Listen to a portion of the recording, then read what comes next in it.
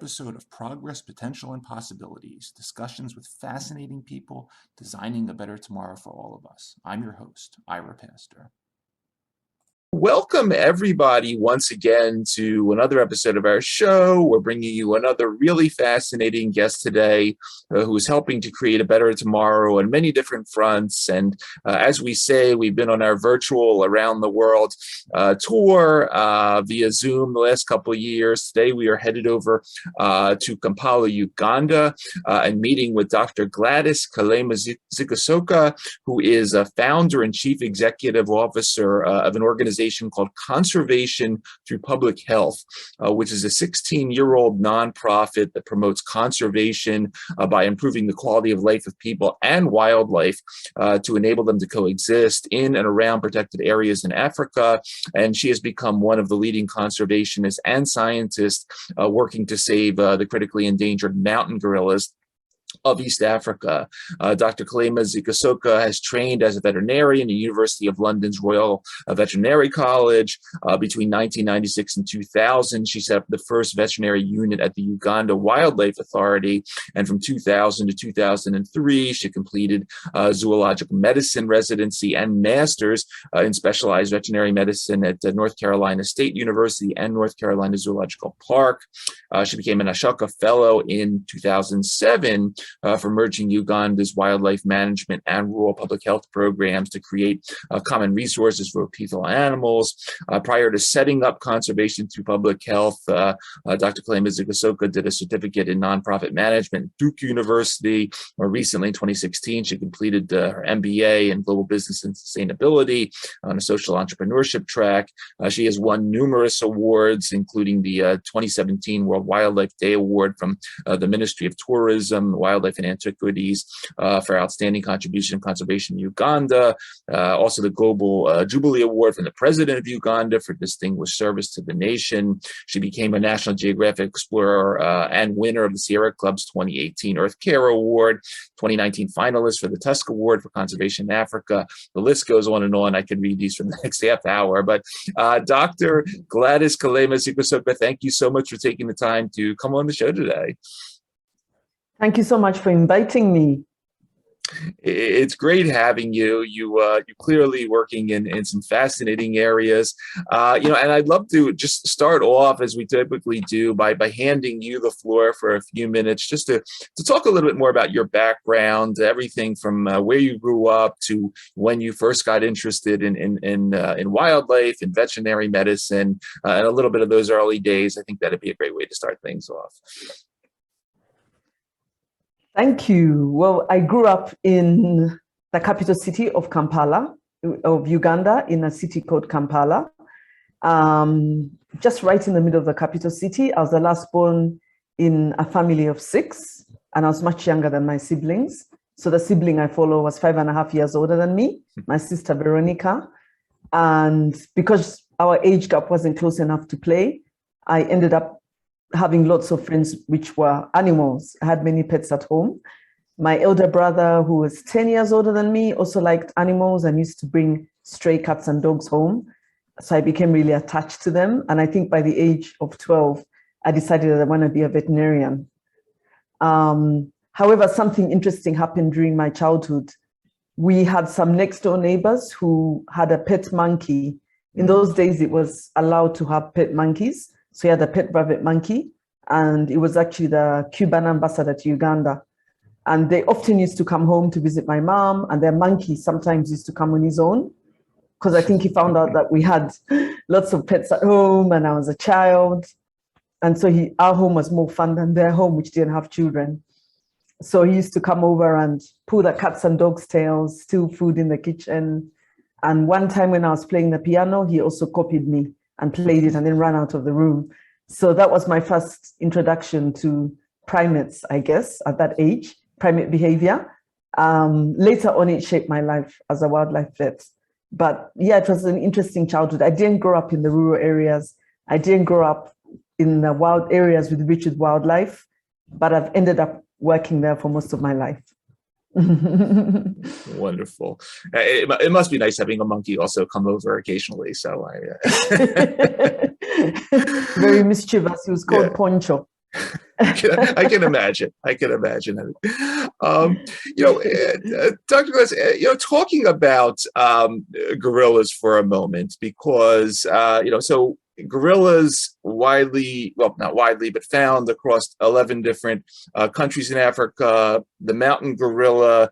And then, you point out, I was reading through some of your materials, there are other subspecies, eastern lowland, western lowland, cross river gorillas, all on the International Union for Conservation of Nature's red list of threatened species, so highly endangered. I think this is the category they fall into.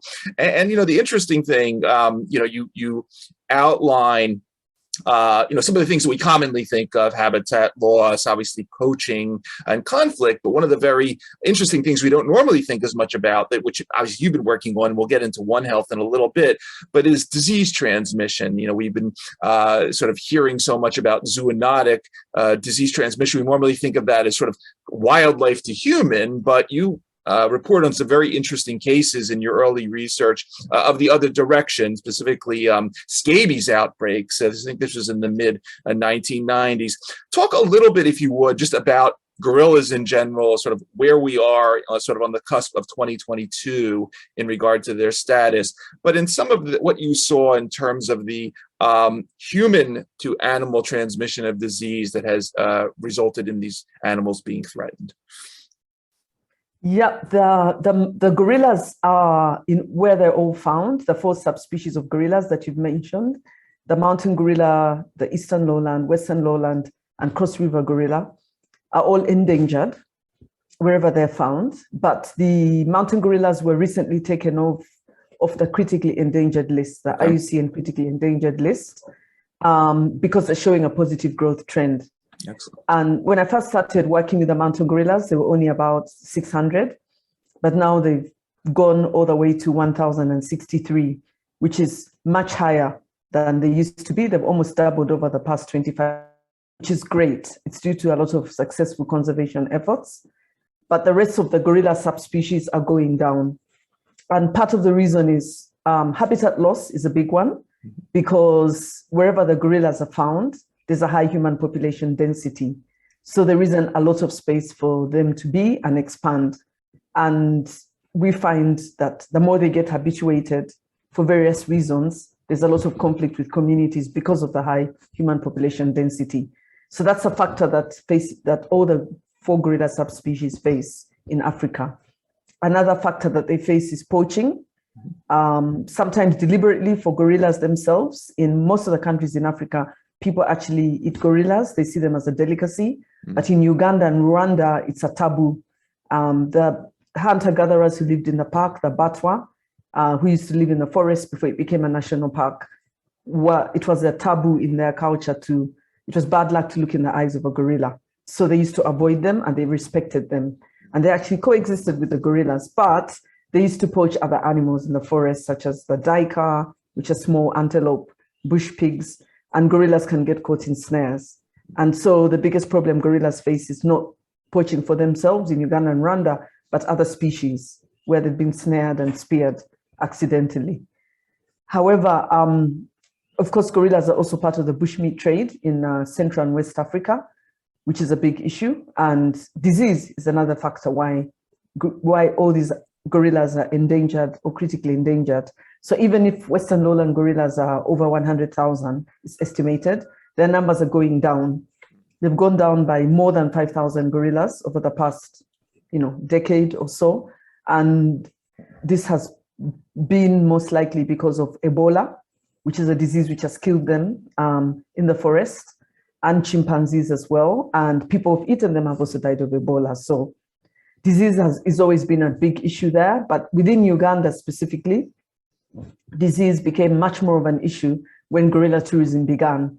Because once the gorillas became habituated for tourism and research, they could come in much closer contact to human beings. And because we share over 98% genetic material, 98.4%, we can easily make each other sick. And that's actually why I was hired as a first veterinarian for the Uganda Wildlife Authority, because gorilla tourism had just begun and they were concerned that people who are coming to visit them, like the tourists, could make them sick, because now they could get very close to them. At the time, it used to be 5 meters. And so basically they were concerned about things like, flu, a fatal flu such as COVID-19. And so that's why I was hired. But however, very shortly after I was hired, I would say maybe, actually that very year in 1996, we had a disease in the gorillas. And that disease did not come from tourists. It came from the local community living around the park.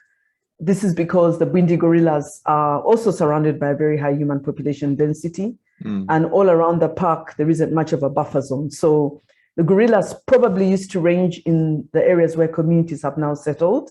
And now that they've lost their fear of people, they're going back to their former ranges.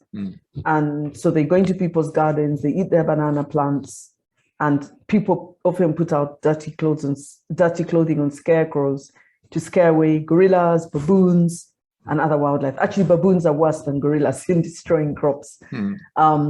So they scare away other wildlife. Even elephants also come in. And so they put up scarecrows to scare away all kinds of animals.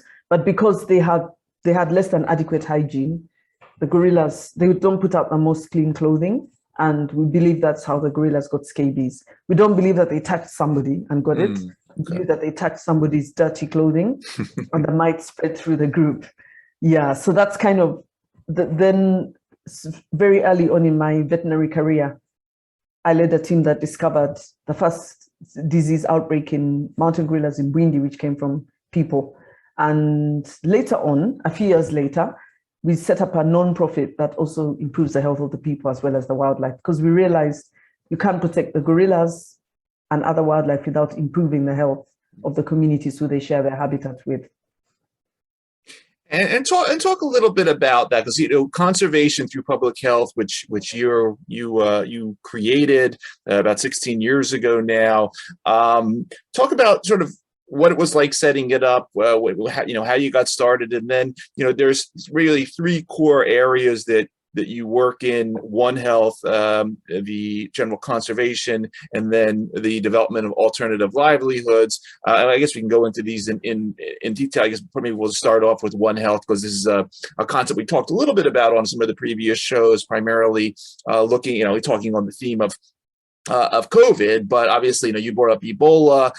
What are some of the other, as a critical One Health zoonoses that concern you?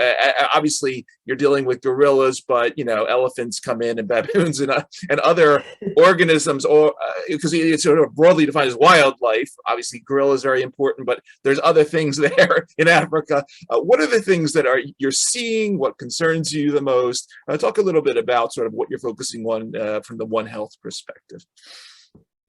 Yes, and as you mentioned, Ira, that One Health, a lot of people think of zoonosis as only diseases spreading from animals to people, only from wildlife to people. But we discovered that it's just as big an issue when disease spreads from people to wildlife. Through our work, and it affects conservation and public health and animal welfare. And it's also just as they jump back to wildlife, they can also jump back again. And that's the big issue with COVID, is that we're not sure where it came from, but the strongest theories pointing towards animals from a wet live market, wildlife, which then, it's not yet known what the intermediate host is, but it jumped into people, and then it spread through people very quickly because of we're in high human density, urbanization, air travel, everything. We're very close to each other. Yep. And then it's just as likely to jump back to animals, and it has jumped back to animals in captive settings. It's jumped back to gorillas in zoos, lions, tigers, and even wild deer in America is the latest, which is very worrying, actually. Especially because, with captive animals, you can understand the person looking after them, the asymptomatic zookeeper or the mink handler gets really close to them. But in the wild, it's like, whoa, you have to be extra careful. Right. And just as it's jumped to these species, it can also jump back again to humans when it's mutated into a variant which is even harder to treat or harder to vaccinate against, as we're seeing right now with the Delta and then the Omicron, which is the latest variant which has come on, the Omicron virus variant. So yeah, there's a lot to worry about. Actually, COVID is really making One Health people understand One Health a lot more. Yep. I remember when I used to mention zoonotic disease, people are like, what's that? You know, and now I don't even have to explain what zoonotic disease is anymore.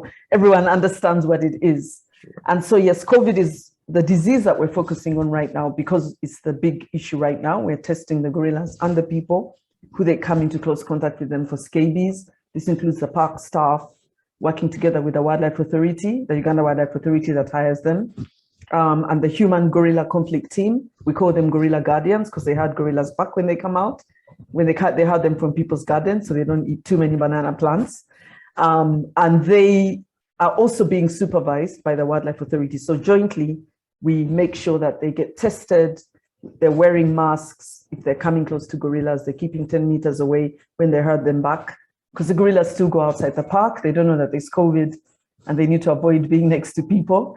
And the rangers, we also did a lot of training of the rangers as well to manage tourists. So when they come, they used to be 7 meters away, but now they have to be 10 meters away. But even prior to COVID, they were going even closer than 7 meters because the tourists were getting very excited about getting close to gorillas, and gorillas are so accommodating, and sometimes they broke the rules.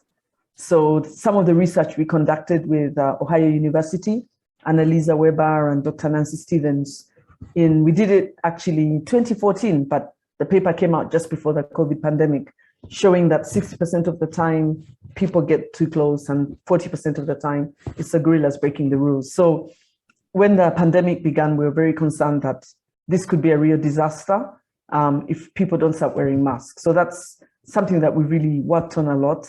And also our village health teams, we call them village health and conservation teams. They're actually community health workers who do conservation work. So we train them in Uganda, they're called village health teams. So we branded them village health and conservation teams.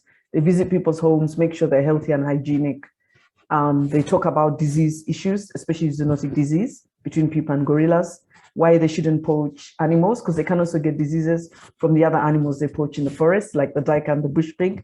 And they also tell them why they shouldn't cut down the trees, because all of this is bad for the environment and bad for humanity.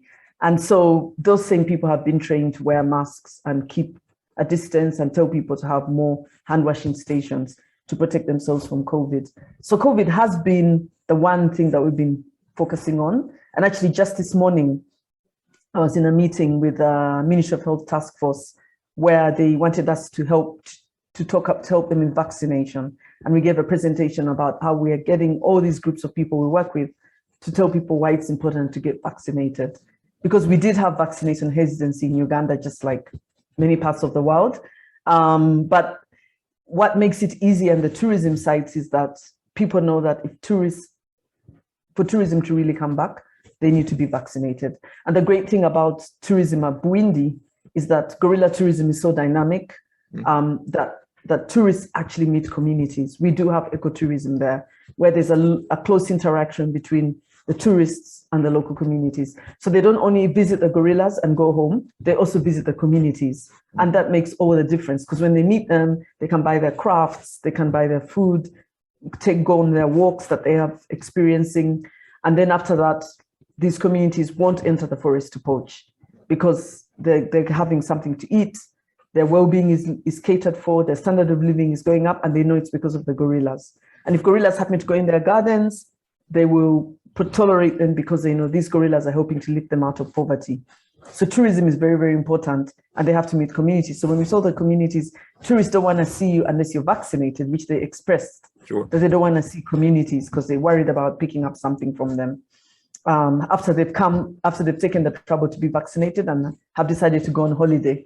And so the communities are like, okay, we're going to make sure we get vaccinated. So we try to really push for that, make sure that the drugs, the vaccine gets right down to those people over there. So that's one thing that we really worked hard on.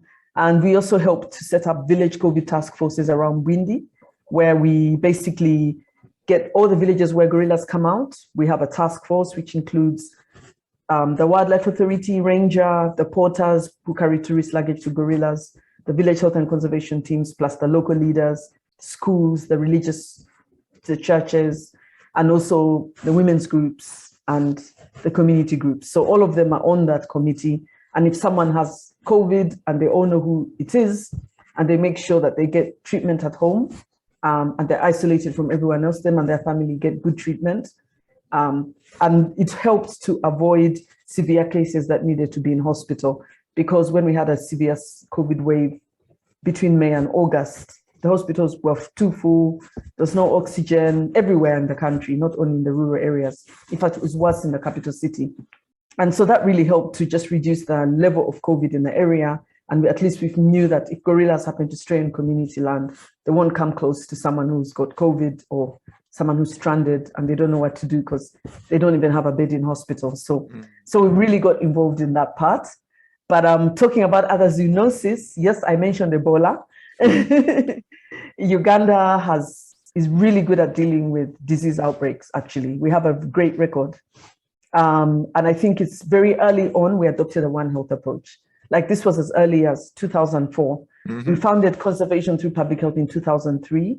Okay. And then in 2004, there was an anthrax outbreak in the hippos in Queen Elizabeth National Park. And actually at that point, they hadn't adopted the One Health approach really, but over 300 hippos died, and a number of other species also died in lower numbers, but also people who ate them. Over 200 people got sick by eating infected hippo meat, either through directly poaching or just someone sells it in the market and they eat it. And then others, and some people died. I think over 6 people died, which is very sad because it was really avoidable. Because actually, even when you get anthrax, you can get treatment with antibiotics and get better. Sure. It's not like COVID, which is a virus, which is much harder to treat. Right. But we were able to get all this information in 2004 because in around a few years later after that, we got together the people from the medical community, the veterinary community, and the wildlife community in a meeting. And that's when the medical doctor admitted that I treated many people with anthrax, and they told me they'd eaten infected hippo meat. And at that point, the Wildlife Authority didn't know that people were eating hippo meat. They thought, no one's poaching hippo. No one can eat a dead hippo, but people were eating them. And so that was one way that we realized that a multidisciplinary team is very important. So when another anthrax outbreak occurred, like in 2010, the Ministry of Agriculture took charge together with the Ministry of Health and the Wildlife Authority. And we came in as a non-profit together with bigger non-profits like World Health Organization and Food and Agriculture Organization and Red Cross. And we all got together, MSF, Médecins Sans Frontières, because everybody was concerned about people getting sick again and animals making people sick. And how do we bury the hippos so that they don't make other wildlife sick? So it was a very great concerted effort. And my husband, who's a founder member of Conservation Through Public Health, put up this disease communication platform where people could call and ask about, if they find a dead animal in their garden or they happen to go in the park, they can ask questions and get responses in the local language about how to avoid anthrax. So since that experience, we keep on being invited to the task forces. And so when there's an Ebola outbreak, and when I say outbreak in Uganda, like one person with Ebola is an outbreak because it's such a deadly disease. Sure. So when we had outbreaks of Ebola, which was suspected that people ate monkeys, they invited us for that, and Marburg, which came from bats in Queen Elizabeth National Park and other places. When bat droppings drop on people, they have got Marburg. In some mines in other parts of Uganda, but Marburg is almost as bad as Ebola. You bleed from all the openings in your body, just like anthrax. So that was also another one. And so by the time COVID came along, we had already kind of set up a system of working with the governments, but we had also set up these groups in the different parks. With anthrax, we set up community animal health workers to stop people from eating meat from dead animals, make sure their cattle get vaccinated for anthrax, and that whole community of social mobilization, as they call it. And so, we've been using our experiences with different diseases and applying them to COVID, and working with the groups that we're already working with, and trying our best to make sure the gorillas don't get COVID, because it's really bad if they do. True. They don't know how to social distance, as I mentioned, and they all live in a group, and they can easily groom each other. It will spread quickly within them. It's much harder to manage in wildlife. Just while you're while you mentioned that, it got me thinking of something, and this might be, forgive me if this is a silly question, but last year I was talking with a bat researcher, and he was talking about there was a virus called Hendra, where Yes. the intermediary species were horses, and they came up with this plan to vaccinate these horses and prevent, it coming full circle.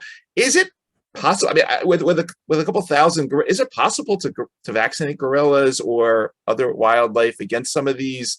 Is that ever sort of on the One Health plan in Uganda or some of the other areas in Africa where you have sort of an endangered species that's, I mean, I imagine it's difficult to dose a gorilla versus a horse, but you did give gorillas ivermectin in the past with the scabies. I was just wondering if anything like that ever happens.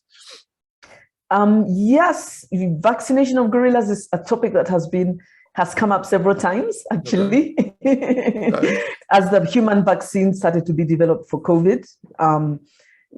We've talked about it, we've discussed it. It's actually a lot harder to vaccinate wildlife, as you can imagine. Sure. And normally you need to get 70% of the population for it to really be effective. But it is a very last resort, because we know that they do interact quite closely with people, even if we try as much as possible to tell people not to get as closer than 10 meters. The gorillas will still also go to people's gardens. And so that it's like a very last option. Got it. And we feel that the better option is to vaccinate everybody who gets close to them, because they can be monitored. And also, if you think about it, the vaccine is still in an experimental phase. I mean, even within the human health community, it's experimental, and we're all part of the experiment, if you see what I mean.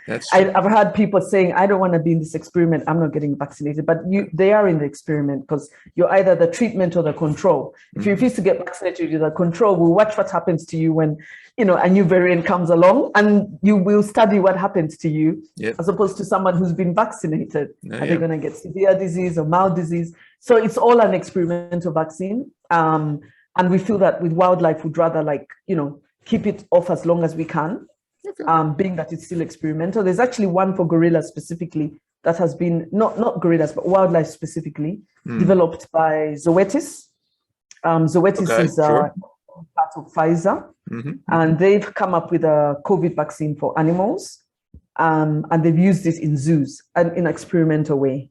I.e., they as they give the vaccine to animals in zoos, they tell the zookeepers, they tell the zoos to monitor how the animals are reacting to the vaccine. So it's all part of building our knowledge about how do animals react to vaccines, just like it was done with people at the very beginning. Sure. When, the people who were part of the vaccine studies. So at the moment, animals is at that stage of doing vaccine studies. And actually, we managed to get the zoo here in Uganda that has chimpanzees. There are no gorillas in captivity here. We managed to make sure that they're part of that, experimental vaccine phase. So the chimpanzees, we have orphan chimpanzees from the bushmeat trade at the Ngamba Chimpanzee Island, managed by the Chimpanzee Trust, and also the Uganda Wildlife Education Center. And they also have felids, lions, tigers, cheetahs, especially the cheetahs and the lions, because it's found that COVID is spreading more to primates and cheetahs and lions. So the vaccine is not out of the question, but it's just the last option. If it has to happen, then at least we would have done enough studies in the captive animals and feel safe by it in the wildlife. But as you said, it's very difficult, because you have to get, they're wild animals. And also, it's harder if they have a complication to attend to it, but they're wild animals, and I have to make sure you get every single one of them, which is not the same as being in a zoo, which is a controlled environment. And I bet it'd be pretty difficult to get the cheetah to sit still for very long. Exactly. I got it. Okay, I'll move on to it. So, Dr. Les, you mentioned the village health and conservation teams. You talk about hygiene, nutrition, family planning, a really sort of well balanced set of initiatives. And then, as a part of that, you have what is called village savings and loan associations, which help support a lot of the income generating initiatives that you're developing, and this falls sort of under the heading of alternative livelihoods, especially if you have to do other things. We cannot farm this here because the gorillas will eat them, so we're going to move to a different crop. Other agribusiness opportunities. There's some center things going on. Talk a little bit about the Village Savings and Loan Associations and some of the alternative livelihood initiatives that you're undertaking as well. Yep, the Village Saving and Loan Associations was something that we started to do accidentally. I'll call it a very nice unintended outcome, because when we engaged the village health and conservation teams, we told them upfront that we can't pay them a salary because we don't have the money, and we want it to be a sustainable program. Sure. And they're doing a great service for their community. And actually they were happy to do it because also their standing in the community increased, and they received specialized training, and they're really happy about that, so that they're able to do their work. But they did ask for livestock, and they said, can you give us goats or cows to keep ourselves going? And one of our founder members, Stephen Rubanga, was a veterinary technician for over 20 years in the Ministry of Agriculture. And he kind of said to me that, let's not give them an individual goat or cow. Let's give it as a group activity which brings them together. Because if it brings them together, then they'll always remember why they're doing this. And he had seen it happening in agriculture. If you give an individual goat or cow, if somebody knows how to look after it very well, it will be fine. If they don't, they'll forget that you ever did anything for them. And so I took his advice, having done, being in the development, he had been in the development world, and it really worked out. Our volunteers, we haven't had dropouts since 2007, very, very few dropouts. And currently now we have 270 volunteers. We started with 24, and now they've gone up to 270. And so we started with 26, they've gone up to 270, so 10 times as much. And it's gone really well because they have some have goats, some have cows. And later, one time when we happened to visit them, we saw that they had a passbook saying, with our logo on, and saying, they said to us, CARE was promoting village saving and loan associations through Bwindi and Mugahinga Conservation Trust. And as we're promoting them, we decided to have one for ourselves, for our group that does this work. And it was fantastic because some of them can double their income after 1 year, while others, borrow at a rate that they can pay back quickly because they borrow very small amounts. And they were really happy about that. They could pay school fees or, have a function, a wedding or something like that. They were really pleased about that. And so that's been a very, very successful program, adding the village saving and loan associations. Then we also started to engage coffee farmers. It was actually an idea of my husband, because we felt that it could be great to develop a global brand, a global coffee brand to save gorillas, because every time I was trekking gorillas, very often I pass coffee farms on my way to the forest as I'm going to check on the gorillas. And these coffee farmers, I found out later, were not getting a fair market or a steady price. And yet they grow very good coffee, and they're the people who can't not necessarily benefiting from the tourism industry, because not everybody can be a ranger or a porter or sell crafts, and they were missing out on it. So, and it was making them still enter the park to poach and collect firewood, because if they wanted meat, it was easier to just go in and kill an animal in the forest rather than try and save up money from selling coffee to buy meat, because they weren't getting a steady market. So we decided to engage them and build and give them above market price for good coffee. So we worked with coffee experts.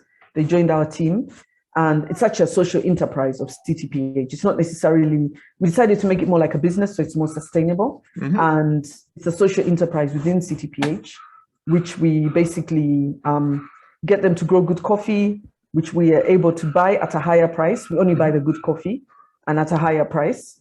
And we sell it to tourists who come to visit the gorillas and other animals around Uganda, expatriates, the coffee drinking Ugandans. They started off when very few Ugandans were drinking coffee, but we really helped to push that. We have a gorilla conservation cafe in Entebbe where people are learning how to drink coffee. We have local baristas. Some of them even attend barista competitions and are judges. And so that coffee culture is growing, because actually in Uganda, prior to gorilla tourism, coffee was the main foreign exchange earner. you know, because it's a traditional crop that we've had for years and years, but it was all sold and not drunk in the country, unlike Ethiopia, where Ethiopians drink their coffee. And so we're trying to get Ugandans to drink, but of course during COVID we were stuck because tourists were not coming anymore. How do we keep the coffee farmers going when you don't have any income? So we had to look at outside Uganda and managed to get a buyer in the UK, Maniro Beans, and they've placed about 10 orders since May 2020. And our buyer in the US, who had started to buy coffee before COVID, he started an a social enterprise called pangolins.com because he's crazy about pangolins. It's called John Prabhat. He also ran out of coffee in March 2020. Can you imagine? Just as the pandemic had begun. So whenever I'd give a talk and say, even if you can't, you know, visit the gorillas because of lockdowns, you can actually buy coffee and help them. People are like, we can't get the coffee. There's a long waiting list, you know. So as soon as things opened up a bit in the US, January 2021, John he's got so many orders. He orders coffee and he's getting a lot of market there. But also we have had buyers in New Zealand and also Kenya, Safari Lounge. They deal with coffee and endangered species. And we also had some buyers in South Africa. They're going to start up again. So we realized that COVID showed us that you can't only depend on tourism to protect gorillas, because when it disappeared overnight, people suddenly had no income and they went back to the forest to poach. That's all they knew how to do. You know, you'd find that someone who's a porter who earns a lot of money just by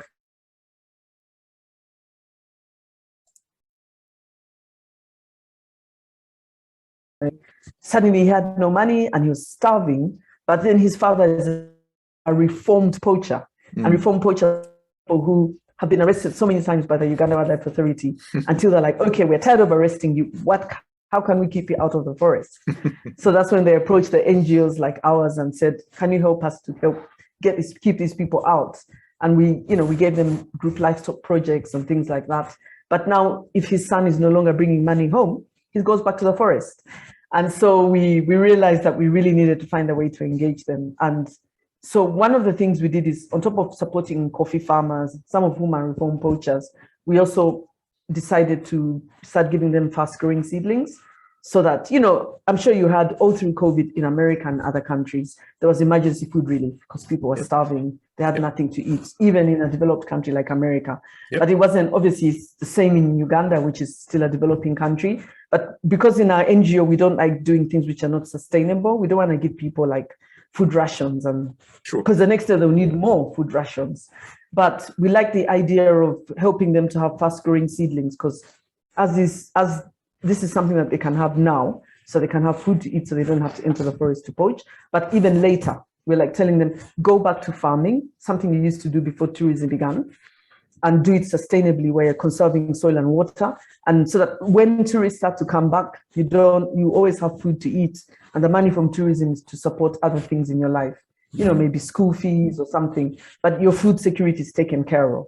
So that's a program that we're going to continue way after COVID ends, because it's really one thing. When we did a survey, when we distributed the first seedlings to the first 1,000 homes, we found out, they said that the biggest reason why they were poaching is because they were hungry. And that's why poaching went up. So hunger is a big driver for poaching, actually. Even if there were no market, you know, the airports weren't open and everything, you know, so it was nothing to do with the international trade in wildlife. It was to do with poaching. People are just hungry. And they were getting it or selling it locally. And unfortunately, a gorilla was killed by a poacher. Rafiki, the lead silverback of Kringo Gorilla Group, was killed by a poacher from the poorest community around the park. And he went in to poach, to eat bush pigs, to poach bush pigs. And when the bush pigs screamed, Rafiki, of course, charged, speared him. So he claimed he speared Rafiki out of self-defense, which he probably did, but he shouldn't have been there in the first place. And so this poacher was given 11 years in jail, which is the longest anyone has ever got in jail for killing a wild animal at the time. So that was a victory for wildlife conservation. But however, you know, the gorilla group broke up, unfortunately, because now it was not being headed by a mature male silverback. So some of them left the group, and it was they were really unsettled for a number of months. and they dropped from 17 gorillas to 11 overnight just because of killing of the leader, which wasn't good at all. But also, I realized that, as long as people are hungry, like this poacher, he fits the profile of, comes from a very poor family, which we found out when he visited his wife a few months later.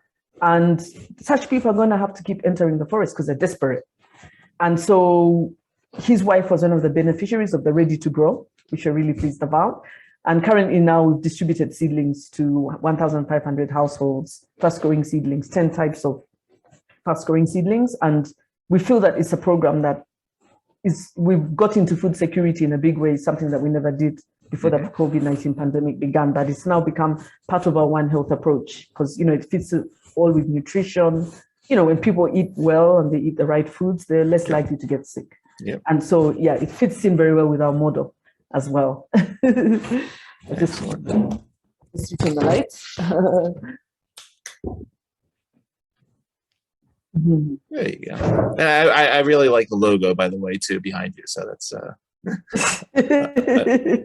another the conservation coffee. I like the term, but it's really fascinating model. The one other thing I wanted to ask you about, and this is, it's interesting because I actually had a little bit of gorilla experience myself in a previous career, but here in the U.S., this was, I think, back in 2005 or 2006, there were several Western lowland gorillas that died from a heart condition. It was known as fibrosing cardiomyopathy. And one of the things that was discovered was that in the captive gorillas, there was it was actually a member of the ginger family. It was a plant called grains of paradise or Aphromomum melagueta. We used to actually study it actually in our labs in the United States. It was actually sourced from Togo, I think, at the time. But basically, it was found to be very high in these gingerol compounds, which reduced all sorts of inflammatory cytokines and inhibited C-reactive protein. And they're making this interesting connection between, what some of the what we'll call the zoopharmacognosy, or sort of the natural products that the gorillas are exposed to, which we might not know about, and then we put them in captivity and there's these issues. Do you learn any interesting things along this sort of zoopharmacognosy theme as you study the gorillas in Uganda? Any interesting learnings? Because you think about sort of, the agribusiness and sort of the high value crops. Are there interesting, potentially medicinal crops that you learn about from the gorilla the diet or something, a plant that the gorilla might eat when they're feeling sick, that are potentially translatable for human health? Yes, there is. It's not something that I've really studied, but it's something that I'm really fascinated. And if I ever find the time to do a PhD, it will definitely be a topic of a PhD. I would love to do that.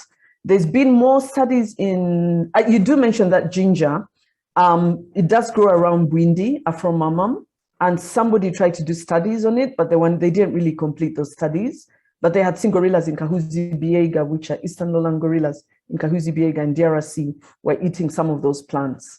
It could have been for the same reason, because it was medicinal, or they just happened to be eating them. But I do believe that a lot of the plants that the gorillas eat also have medicinal properties. There is a traditional, I can't quite pronounce his profession, but he's called Dr. Fabian, and him and his wife have come over to Uganda, and we're trying to they're working with people working with great apes, both in Uganda, people working with chimps and gorillas. They mainly focus on the human side, but they want to see whether there is any connection between what people eat and what the great apes eat, and whether it's medicinal. And that's an area that I'm very, very interested in, because, we also engage traditional healers. Yep. And these are people who, distribute a lot of herbal medicine, and some of the herbal medicine actually really works. I've seen it's healed skin conditions in one of our staff's baby and things like that. I've seen it working, and I know that some of it works. So there's a very interesting area of science there, what people are taking traditionally before modern medicine came to Uganda, and what the wildlife is eating. Yep. Although I do know that with chimps, there's certain leaves that they swallow called Aspelia species. They swallow it and whole when they have lots of worms, and the worms come off inside the leaf in the fecal matter, and which is very interesting because very few people know that before I studied gorillas, I studied chimps. I did a short study on chimps, parasites in chimps in Budongo Forest, before the gorillas were habituated and I couldn't come to see them. So I studied chimps under Professor Vernon Reynolds, who started the Budongo Forest project. It's now called Budongo Forest Field Conservation Station. And that's when I started to understand more about self-medication in primates. But definitely in the gorillas, it's a very understudied field. One of my colleagues, Dr. Jessica Rothman, she's a dear colleague and friend, she was studying nutritional ecology of gorillas. And so she was trying and see what are they eating. She didn't go so much into whether or not it's medicinal, but she did keep a lot of those specimens. So it's an area of interest, which, you know, we don't have to treat them every time they're sick. There could be ways that they're actually treating themselves. Yep. And so it's actually fits very well with, you know, like, you know, when I was hired as the first vet for the Wildlife Authority, everybody thought I was a very strange person to hire because everyone saw that wild animals are supposed to be, you know, free. They're not supposed to be tampered with. It's all about natural selection. We shouldn't tamper with nature, because we had almost everyone there was a conservation biologist or came from that kind of background, and where, you know, they thought that vets were trigger happy, you know, treating every sick animal. That's, yes, if it's domestic, animal welfare is the priority. But if it's a wild animal, you have to think about so many other things. It's more like population medicine. You know, don't intervene with every single sick animal. It could be the next meal for the lion. Or if two gorillas fight and you intervene, you're messing up, you know, natural group takeover by another male who can mate with the females, you know, because it's normally only the one dominant male that mates. So I learned a lot about behavior and ecology by being surrounded by people like that. And so I did get a lot of education, conservation medicine experience, just by being the only vet in the organization for 4.5 years, which was great for me. Cool. And so whenever it comes to wildlife, intervening with wildlife, I always, you know, we always have to consider everything before you intervene. And sometimes, you know, they will get better from fighting wounds without intervening at all. And that's actually better for them than giving them, you know, a shot of an antibiotic, which, yes, it may speed up the healing process, but then you're also messing up with their natural immunity and natural way of fighting infection. And maybe there is a herb or a plant out there that they will eat anyway to heal their wounds, because fighting is normal in the animal world. They're always fighting. That's normal, you know? So yeah, no, it's an area of study that we're still looking at. We just had a power cut. That's why you suddenly seeing, you can't see me anymore, but yeah. You know, it's really interesting because, yeah, I would probably make for the worst wildlife veterinarian. I would intervene all the time, probably. I watch the wildlife shows, and I always want to, you know, I want to kick the crocodile off the wildebeest and whatever's happening.